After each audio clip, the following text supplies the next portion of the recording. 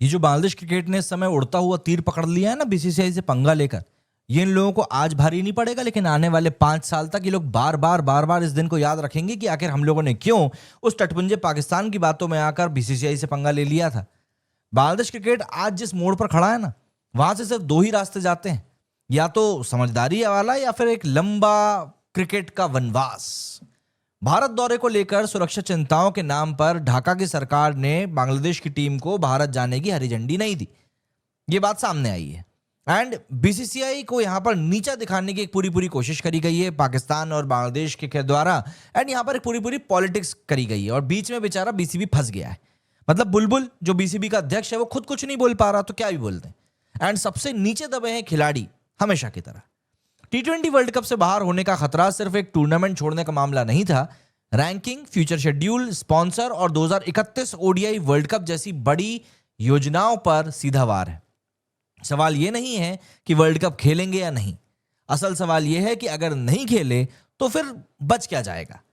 T20 world cup वो stage है जहां टीमें अपनी पहचान बनाती हैं।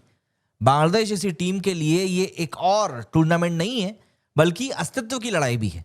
एंड आज वही स्टेज उन्होंने खुद ही अपने पैरों के नीचे से हटा दिया है। आप यहां पर समझिए कि मेहंदी हसन का बयान, सरकार और बीसीबी हमारे गार्जियन है, यानी साफ शब्दों में खिलाड़ियों का सपना किसी और के फैसले के बलि चढ़ चुका है। परवेज इमोन, सैफ हसन जैसे खिलाड़ी जिन्होंने अभी तक एक भी वर्ल्ड कप नहीं खेला है, उनके करियर का सबसे बड़ा मौका अब हवा में लटक गया है। बांग्लादेशी खिलाड़ियों के पास में आईपीएल, बीबीएल या काउंटी क्रिकेट जैसे सेफ्टी नेट नहीं है। वर्ल्ड कप ही उनके लिए सब कुछ है। तो ऐसे में आप समझिए कि बांग्लादेश ने आज तक कोई आईसीसी ट्रॉफी नहीं जीती है, लेकिन उन्होंने अपनी जगह हमेशा बनाई है, धीरे धीरे स्ट्रगल करके, लेकिन बनाई है। अगर वो वर्ल्ड कप से बाहर हो जाते हैं फाइनली, जो कि फिलहाल हो ही गए हैं, तो नुकसान सिर्फ मैदान पर नहीं होगा, बल्कि स्पॉन्सर्स पीछे हटेंगे, आईसीसी की रैंकिंग गिरेगी, भविष्य के टूर्नामेंट खतरे में पड़ेंगे और सबसे बड़ा झटका 2031 का जो कंबाइंड ओडीआई वर्ल्ड कप होना है, उसकी स्पॉन्सरशिप के ऊपर और उसकी मेजबानी के ऊपर एक सवालिया निशान लगेगा। वही वर्ल्ड कप जिसे भारत और बांग्लादेश मिलकर होस्ट करने वाले हैं। आज जो आग लगी पड़ी है ना, उसकी लपटें वहां तक पक्के तौर पर पहुंचेंगी, ये बात तय है। अगर बांग्लादेश नहीं खेलता है तो अगला सवाल खड़ा होगा, क्वालिफाई कैसे करेंगे?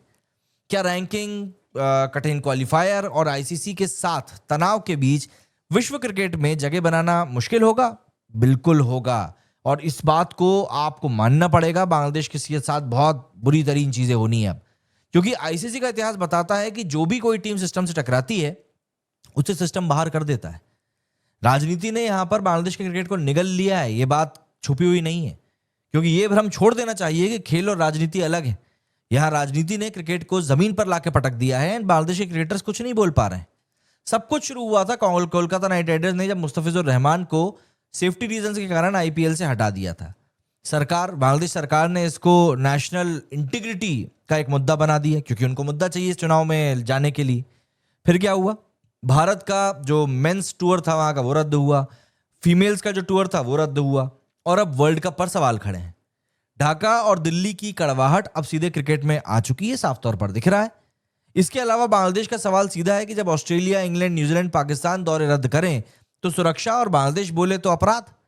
यही तर्क बीसीबी के अंदर भी चल रहा है, लेकिन अंतर इस बात का है कि जब बोर्ड की जगह पक्की है ना, मतलब वो जो बोर्ड है वो बोर्ड पक्के हैं और बांग्लादेश नहीं है, तो बांग्लादेश उस पोजीशन पर नहीं है कि उस तरह के फालतू सवाल कर सके। नजमुल हसन पापोन, इसने 12 साल के कार्यकाल में बांग्लादेश ने कई सारी ऊंचाइयां देखी।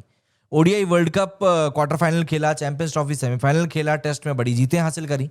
लेकिन पिछले करीब 1.5 साल में एक तरीके जब से शेख हसीना गई हैं, तब से ग्राफ नीचे ही जा रहा है।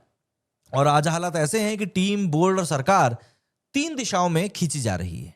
ये बॉयकॉट नहीं है, क्रिकेट का एक तरीके से आत्मघात है जो बांग्लादेश खुद अपने साथ कर रहा है।